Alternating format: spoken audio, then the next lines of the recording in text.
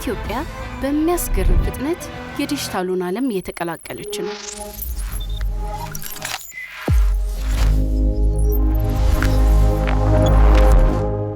ክቡር ጠቅላይ ሚኒስትር፣ ክቡራት እንዴት አመራላችሁ? እኔ ዛሬ ማቀርብላችሁ ከኢታክስ ጋር የተያያዘ ነው። የዚህም ከዲጂታል 2030 ጋር በማያያዝ ታክስ ስርዓቱን ወደ ታክስ አድሚኒስትሬሽን 3.0 ብለን ስራ ጀምረናል ማለት ነው። የታክስ አድሚኒስትሬሽን 3.0 የምንለው ለታክስ ስርዓቱን የማዘመን የመቀየር ስራ የምንሰራበት ነው። ይህም ከዲጂታል 2030 ጋር የተጣጣመ ነው ማለት ነው።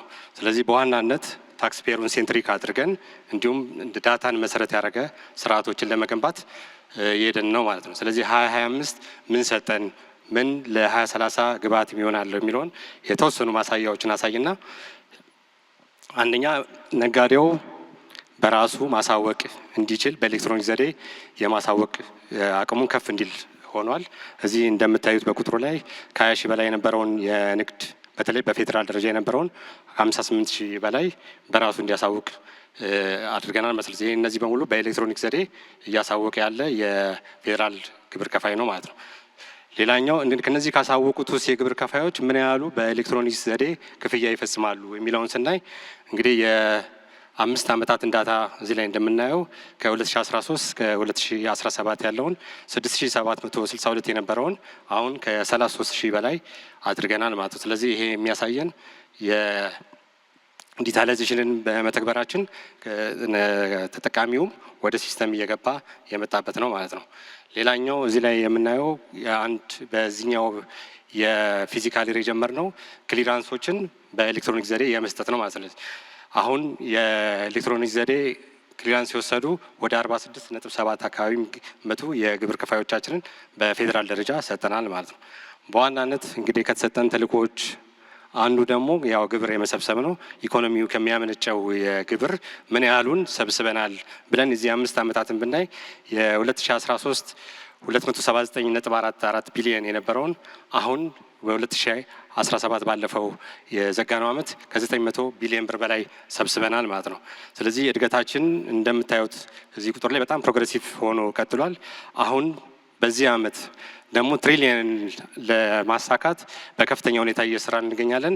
በእቅዳችንም 1.28 ትሪሊየን አቅደን አሁን በ5 ወራት ውስጥ ከዛ በላይ ማሳካት እንደምንችል የሚያሳይ ነው። ስለዚህ እነዚህ ነገሮች ስንጠቀም ምን ታጥቀን ነው፣ ምን አይነት ቴክኖሎጂዎች ስላሉን ነው እነዚህን ያሳካ ነው፣ ከዚህ በኋላ ወደ 2030 እንዴት ይወስዱናል ብለን ስናይ ከዚህ ላይ የምትመለከቷቸውን ሲስተሞች በመጠቀም በቅርብ የጀመርናቸው ከኢንቮይስ ጀምሮ የስማርት ከስተም ቦርደር፣ የከስተም ማኔጅመንት 24/7 ለከስተመሮች የሚሰጡ የከስተም ሰርቪሶችን ጨምረን በኢንቮይስም በኤሌክትሮኒክ ዘዴ ጀምረናል ማለት። ስለዚህ እነዚህ ነገሮች ስናይ ለ2030 ግብዓት የሚሆነን ነው ማለት ነው።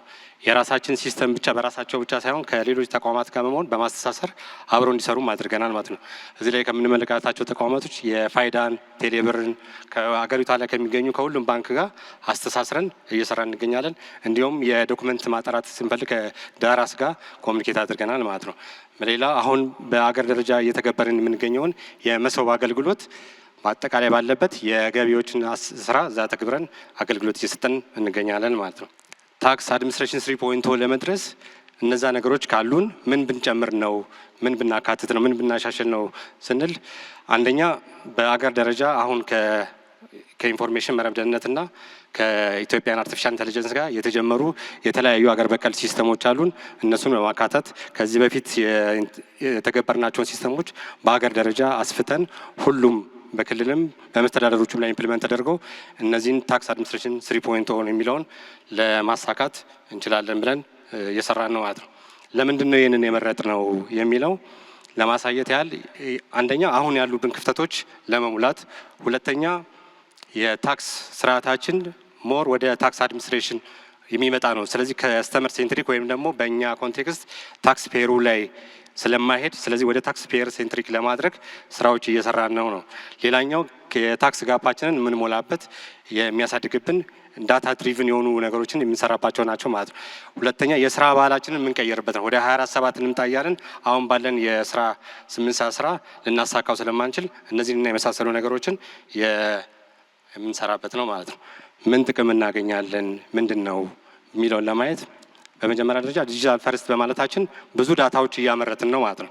ስለዚህ ዳታ አመረትን ማለት ያን ዳታ ለመጠቀም ለፖሊሲም ለጥናትም ለተለያዩ ግብዓት የሚሆን ዳታ አለን። እሱ ብቻ ሳይሆን አሁናዊ ወይም ቅስፈታዊ ዳታዎችን የምናይበት ነው ማለት ነው። ከዚህ በፊት የምንሰበሰበውን ታክስ ወደ ኋላ ሄደን ነው የምናውቀው። አሁን ከረንትሊ መሰብሰብ የምንፈልገውን ታክስ አሁን እናውቃለን። ስለዚህ ሪል ታይም ዳታዎች ስላሉን የምንሰበስባቸውን ዳታዎች በአሁናዊ ሁኔታ አሁን ቅስፈታዊ በሆነ ወልኩ ወይም በሪል ታይም እናውቃለን ማለት ነው።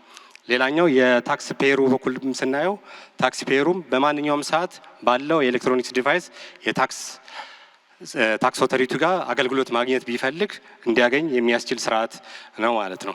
ይህን በማድረጋችን ራሱ የታክስ ኦቶሪቲው ተገማች ይሆናል ማለት ነው። ከዚህ በፊት ይህ ተገማችነት የበዛበት አሰራር ወደኋላ እየሰራን የነበረው ነው።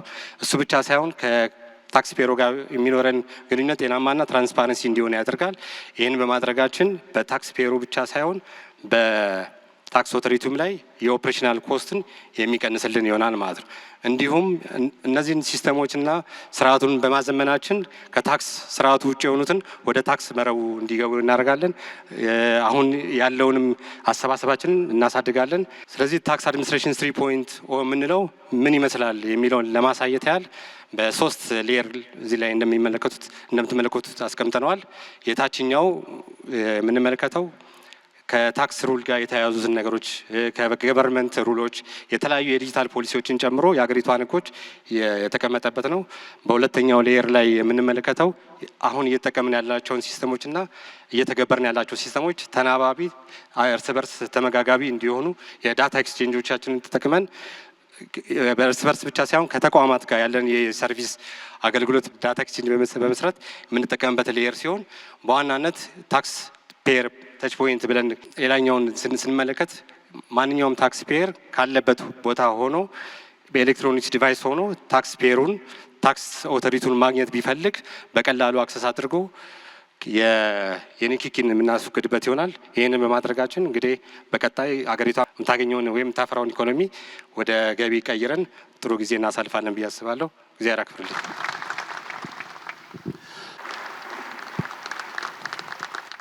ክቡር ጠቅላይ ሚኒስትር፣ ክቡራንና ክቡራት፣ የዲጂታል ኢትዮጵያ 2030 የምናልማት ኢትዮጵያ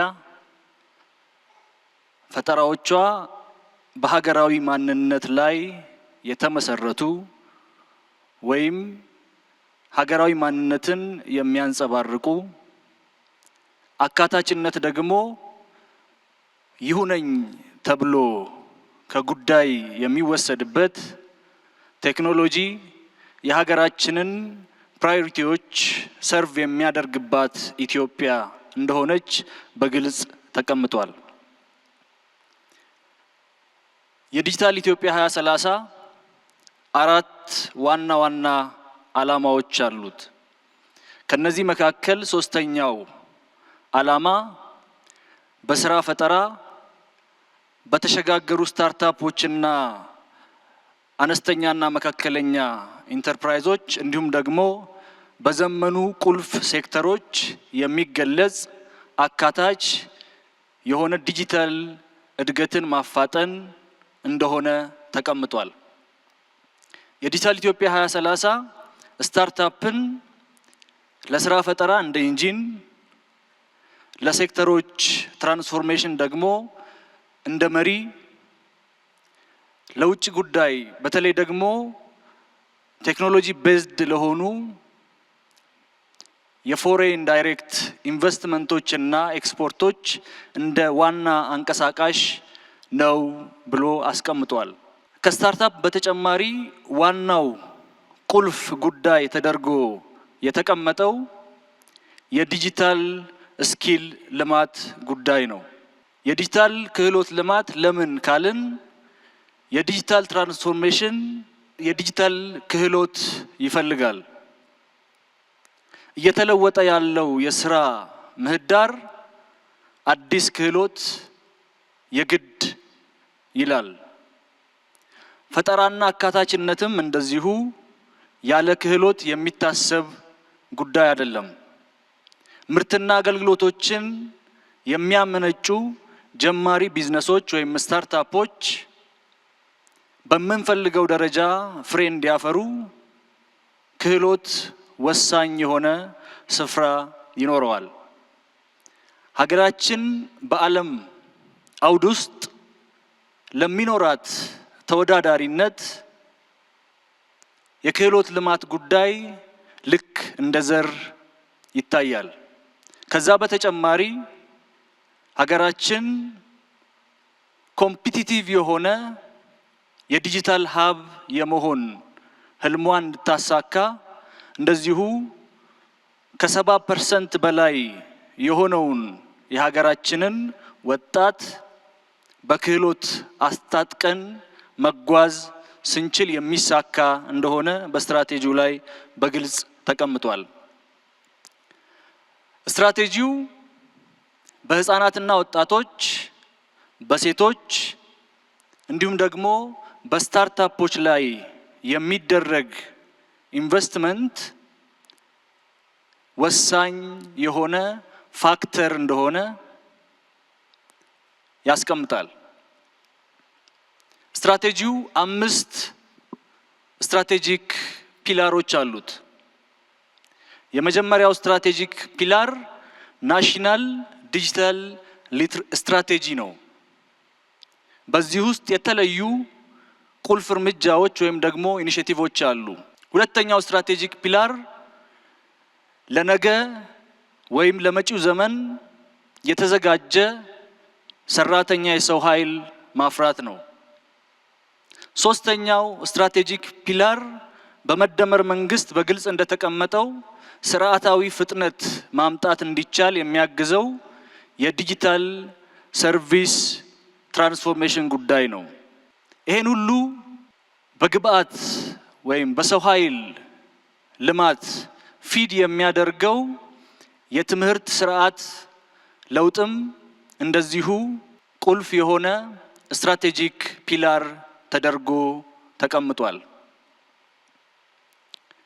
የመጨረሻው ስትራቴጂክ ፒላር ከክህሎት ልማት አንጻር በእያንዳንዱ ሴክተር ያለ የሰው ኃይል ፕሮፌሽናል የመገንባትና የማልማት ጉዳይ ነው። በእነዚህ ስትራቴጂክ ፒላሮች ውስጥ የተዘረዘሩ ቁልፍ የሆኑ እርምጃዎች ተተግብረው በ2030 የሚከተሉት ታርጌቶችን እንጠብቃለን።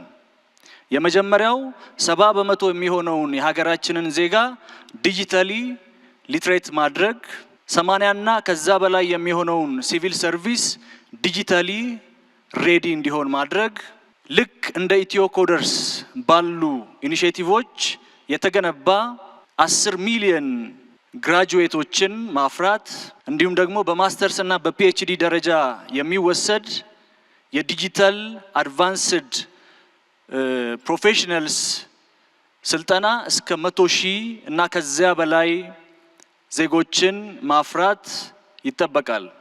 ከቢዝነስ ፈጠራ አንጻር ከመውደቅ ምጣኔ ያለፉ ወይም የተሸጋገሩ 5,000 ስታርታፖች ወይም አነስተኛና መካከለኛ ኢንተርፕራይዞች በአይሲቲ በቢፒኦ እና በቴክ ኢነብልድ ሰርቪስ ከ1 ሚሊዮን በላይ ዜጎች ስራ ይፈጠርላቸዋል።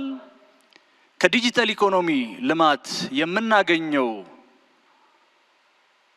ገቢ ከ3 ቢሊዮን ዶላር በላይ እንደሚደርስ ይጠበቃል። ከዚህ የዲጂታል ኢኮኖሚ የምናገኘው አጠቃላይ ገቢ ከሀገር ውስጥ ገቢ ጋር ሲነጻጸር ከ12% በላይ እንደሚሆን ይጠበቃል።